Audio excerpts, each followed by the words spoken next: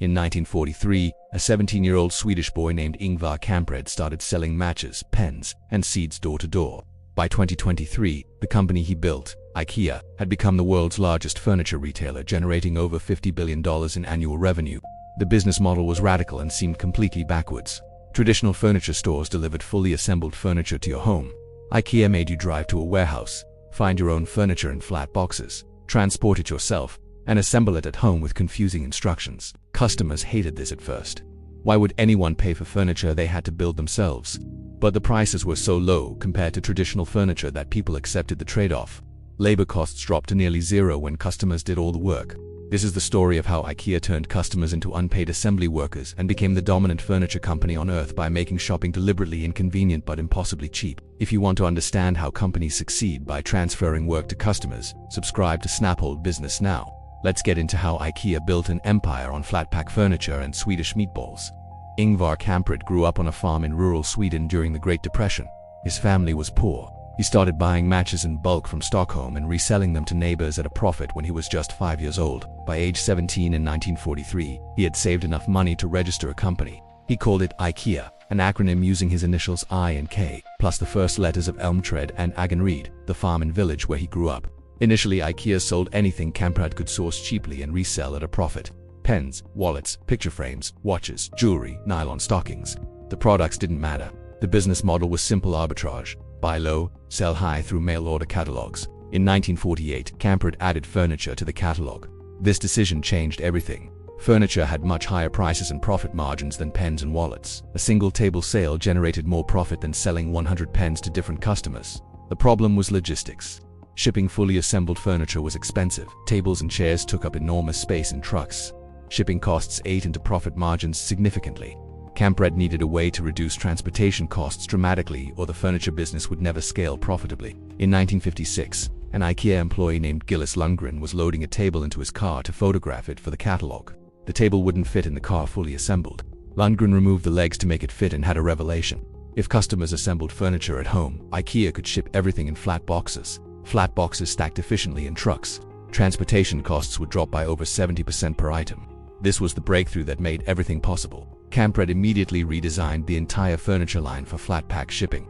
Every piece of furniture had to be designed so it could be disassembled, packed flat, and reassembled by customers without professional tools or expertise. This was revolutionary and difficult to execute well. Traditional furniture manufacturers thought flat-pack was a joke. Nobody would buy furniture, they had to assemble themselves.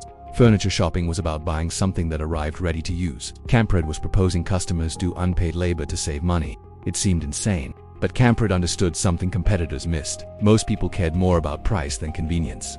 If you could buy a table for half the price by spending 30 minutes assembling it yourself, most people would make that trade-off happily. IKEA opened its first showroom store in Älmhult, Sweden in 1958. The store was designed to be fundamentally different from traditional furniture shopping. Instead of salespeople showing you furniture, you walked through a one-way path, seeing everything IKEA sold arranged in room displays. The one-way path forced customers to see the entire inventory. You couldn't skip sections. This maximized exposure to products and increased impulse purchases significantly.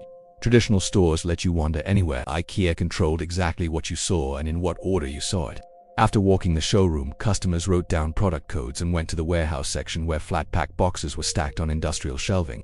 You found your own boxes, loaded them onto a cart, and brought them to checkout yourself. No salespeople, no delivery service. IKEA also added a cafeteria serving Swedish food in the middle of the store. This kept customers shopping longer without getting hungry and leaving. The meatballs became famous. Many people visited IKEA just for the cafeteria, then bought furniture while they were there browsing. The warehouse self-service model eliminated massive labor costs. Traditional furniture stores employed salespeople to help every customer, delivery drivers to transport furniture, and assembly workers to build custom orders. IKEA eliminated all of those jobs and made customers do the work instead. Customers loaded their own furniture. Customers transported their own furniture. Customers assembled their own furniture. IKEA's only labor costs were warehouse workers stocking shelves and cashiers processing payments. The cost structure was radically lower than any competitor could match. The savings were passed to customers through dramatically lower prices. An IKEA table might cost $50 while the equivalent table at a traditional store cost $150. The quality was sometimes lower, but the price difference was so extreme that customers overwhelmingly chose IKEA. Flat-pack design also enabled cheaper materials and simplified manufacturing. Traditional furniture used solid wood and complex joinery requiring skilled craftsmen. IKEA used particle board, laminate, and simple designs that could be mass-produced by machines with minimal human labor in the factory. IKEA expanded internationally throughout the 1960s and 1970s. Norway, Denmark, Switzerland, Germany, Japan, Australia. The model worked everywhere. People in every country cared about saving money on furniture and were willing to assemble it themselves to get lower prices. Competitors tried to copy the flat pack model but struggled. Their existing business models were built around delivery and assembly services. Adding flat pack meant cannibalizing their premium offerings. They couldn't commit fully to self-service without alienating current customers who paid for convenience. IKEA faced no such constraints. The entire company was built around flat pack from the beginning. Every decision reinforced the low-cost structure. There was no legacy business model to protect. This allowed IKEA to optimize aggressively in ways competitors could never match without rebuilding from scratch. The naming system for IKEA products became legendary. Kamprad was dyslexic and had trouble remembering product codes, so IKEA gave products actual names instead of numbers. Bookcases were named after professions, chairs after Swedish men's names, beds after Norwegian places. This made the catalog more memorable and added personality to what could have been generic furniture. People talked about buying a Billy bookcase or a Pone chair. The names made IKEA products feel distinctive even though they were mass-produced and cheap.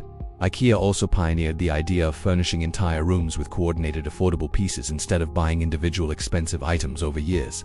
The showroom displays showed complete living rooms, bedrooms, and kitchens furnished entirely with IKEA products for surprisingly low total costs. This changed how people thought about furniture shopping.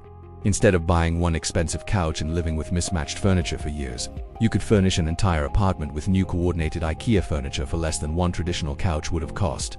By the 1990s, IKEA was opening massive blue and yellow warehouse stores in suburban locations worldwide. The stores were deliberately placed far from city centers where land was cheap. Customers had to drive there. This reinforced the self-service model and kept costs low. Kamprad remained obsessively frugal throughout his life despite becoming one of the richest people on earth.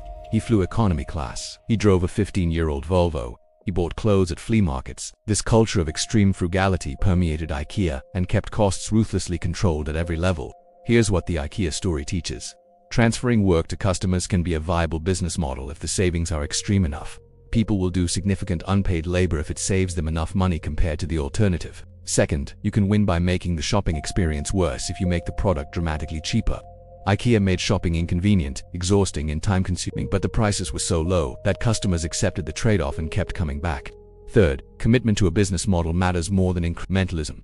Competitors who tried to add flat-pack options while maintaining traditional services failed. IKEA built everything around flat-pack from day one and never compromised. Total commitment beat half measures every time. Next up on SnapOldBusiness, how Costco makes billions forcing customers to pay membership fees before they can shop. That video is on screen now. Subscribe if this was worth your time. See you in the next one.